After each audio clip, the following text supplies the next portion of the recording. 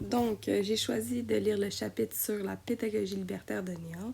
Donc, ce que j'en ai appris, eh bien, j'ai toujours pensé, parce que je connaissais déjà un peu l'expérience de Summerhill, que quand on offrait trop de liberté à un enfant, ça résultait en de la désorganisation. Mais après ma lecture, je comprends que liberté ne veut pas dire anarchie. Donc, il y a quand même une certaine organisation au sein de l'établissement à l'aide d'assemblées générales qu'ils font, ce qui était extrêmement intéressant. Ensuite, j'ai aussi toujours pensé que quand on offrait trop de liberté, les enfants pouvaient faire ce qu'ils veulent quand ils veulent. Mais c'est pas vraiment le cas à Summerhill, puisque les enfants ne peuvent pas brimer la liberté des autres. On utilisait l'exemple de la trompette, c'est-à-dire qu'un enfant ne peut pas jouer de la trompette dans une classe où tous les enfants sont en train de lire. Encore une fois, c'est vraiment quelque chose que j'ai appris et que je trouvais très intéressant.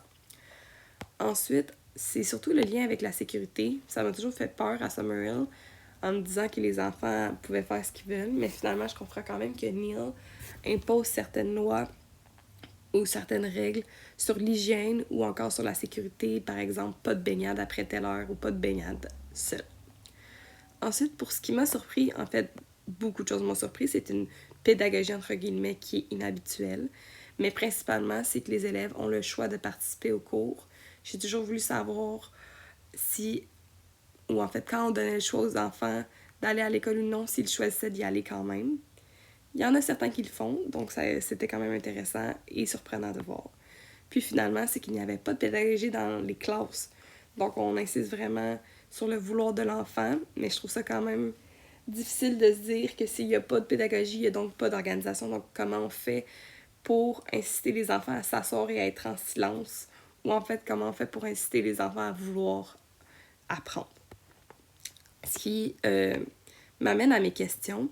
Je me suis posé plusieurs questions, dont est-ce que donner plus de liberté aux enfants les incite à aimer davantage l'école, parce qu'on parlait qu'ils travaillaient en pair avec les enseignants pour élaborer des règles.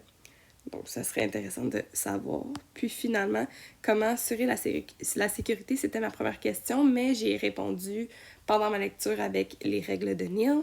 Donc, j'ai transformé en question en comment s'assurer l'apprentissage de tous, donc l'apprentissage des bases, soit, selon moi, lire et écrire, qui sont des apprentissages nécessaires à faire des tâches quotidiennes de la vie de tous les jours. Donc voilà, merci pour votre écoute.